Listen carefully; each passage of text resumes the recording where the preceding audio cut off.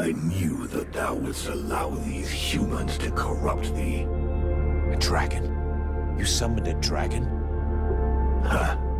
One of the few they were able to corrupt, and I turned it against them. Blackstorm defeated it and imprisoned it here.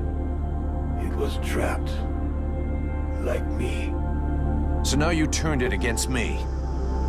It is thee who has turned against me, abandoning me here, left to pay the price for each and all of thy errors in thy stead, whilst I did all I could to help thee to return. And so it is, I am come to the end of my strength, an empty shell or taken with rot. I did not wish to harm thee, but I no longer am master of all that I do. Is that why you killed my companions? The visions? Blame rather thy human half, for that is who hath invoked them, with its fear and its regrets. Thy companions never traveled through the breach. So it comes to this. You and me. It's time we ended this. Ha! It is all I have awaited. Remove these accursed lances from me, and let the World Heart become whole once more.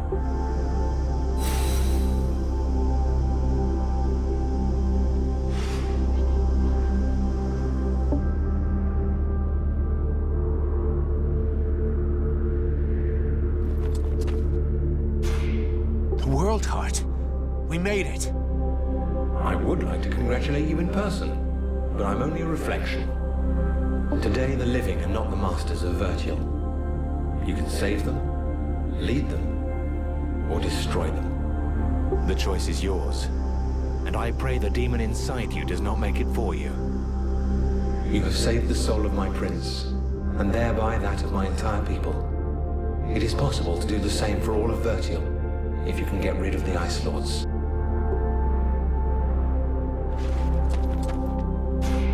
We're here, Radval.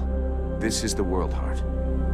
The heart of the one who is just is often plagued with doubts, but it always speaks true at the last. When faced with the ultimate choice, the mercenary will remember his duty, and all will be resolved. The life of the knight has been spared by his friend. Now it is the fate of the world that is at stake. The faithful friend will remember his duty. The Ice Lords must perish.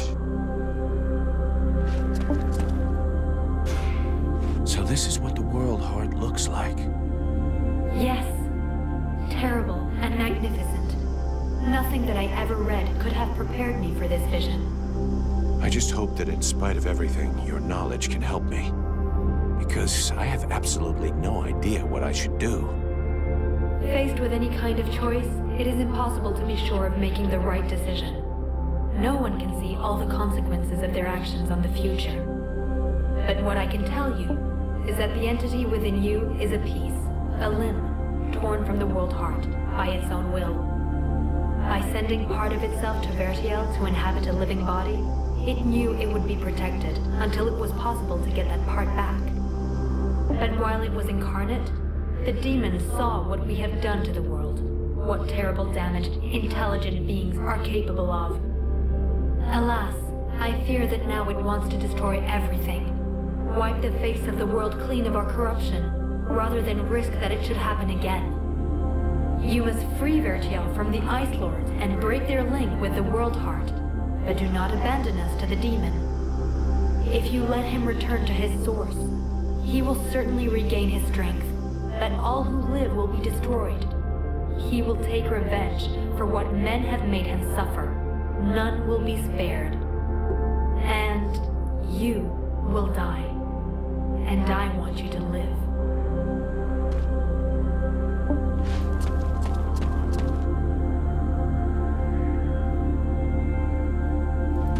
The flame will burn bright anew, and the necromancers will be the first into the fire.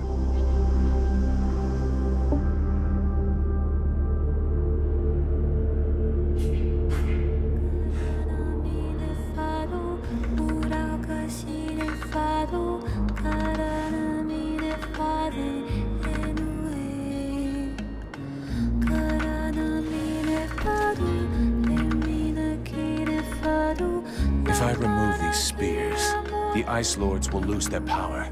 But what will happen to Vertiel? Thy world is weary, all but extinguished. Nothing remains to be saved. It must be cleansed. But inside me is all the power I need to regenerate my world.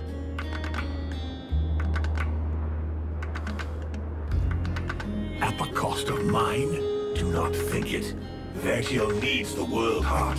Thou canst not sacrifice it thus.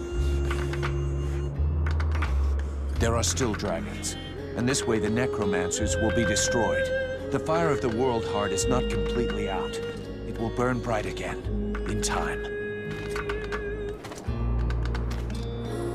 But without us, I forbid thee to do this. I will not die for thee.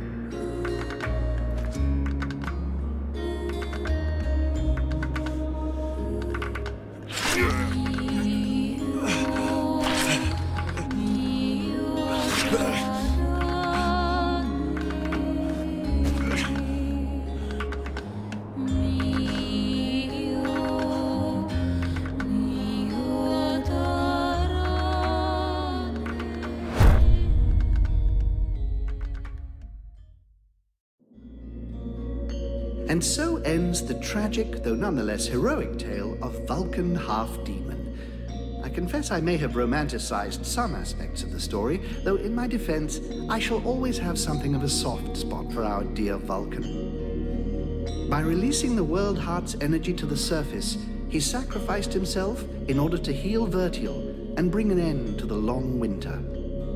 Ill-prepared for such a powerful energy surge, the Ice Lords were instantly reduced to cinders. I can tell you, no tears were shed at that funeral.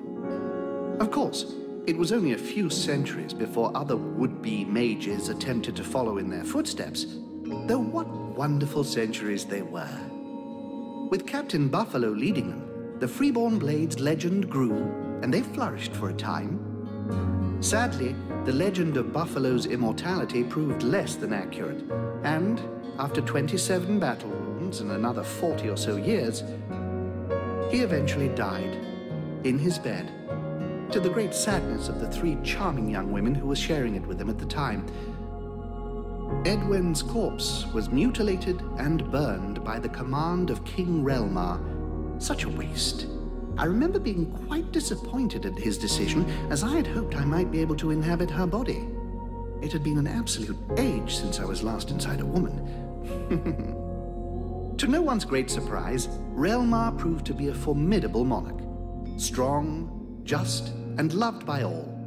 He returned a sense of pride to the elves that the war had stolen from them. He often spoke of how much he missed his outlaw years while being forced to sit through long meetings and dealing with political wranglings. But he was greatly helped by the knowledge and wisdom he gleaned from Arundil's Soul Stone, and he went on to found his own dynasty. The Red Scribes... Oh, really? Don't get me started on those imbeciles. Nonetheless, it would be uncouth of me not to mention how heartbroken young Sybil was by Vulcan's death. Proud to have fought alongside such a courageous companion, the beautiful young scribe lifted her head high and transformed her grief into purpose. She quickly gained the respect of her peers and was elected chief scribe shortly afterwards when Liestas died quite suddenly. Apparently, the fool succumbed after having imbibed a large quantity of a somewhat questionable nectar that he and his doctor had invented. And as for myself, well, my goodness, I fear that is an extremely long story, and you would quite literally die of boredom before I finished the telling of it. But you see, that's what I like so much about mortals. Their stories last just about the right amount of time, give or take a few decades, and then they're done. And then they come around again. One thing is certain, I have all the time in the world, so who knows? I may get to tell you other tales, if you live long enough. Toodle-pip.